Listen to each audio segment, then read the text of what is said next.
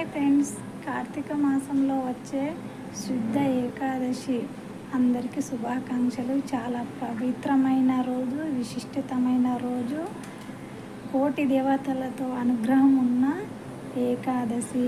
సంవత్సరానికి 24 ఏకాదశులు వస్తాయి.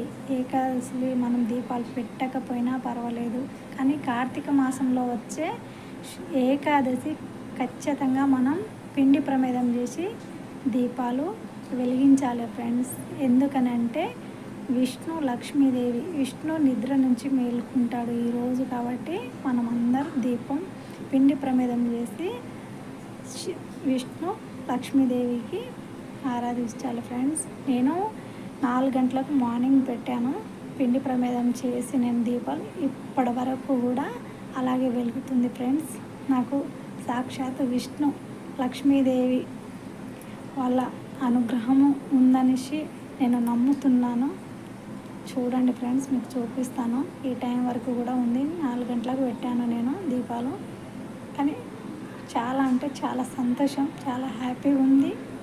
నాకు నిజంగా ఉన్నాడు దేవుడు అనేసి అనిపిస్తుంది ఫ్రెండ్స్.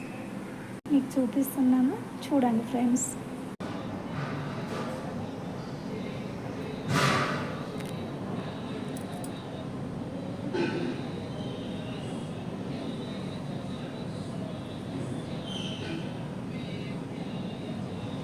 नमः उर्वर्याय च खल्याय च नमः श्लोक्याय चावसान्याय च नमो वन्याय च कक्ष्याय च नमः श्रवाय च प्रतिश्रवाय च नमः आशुषेणाय चाशुरधाय च नमः शूराय चावविन्दते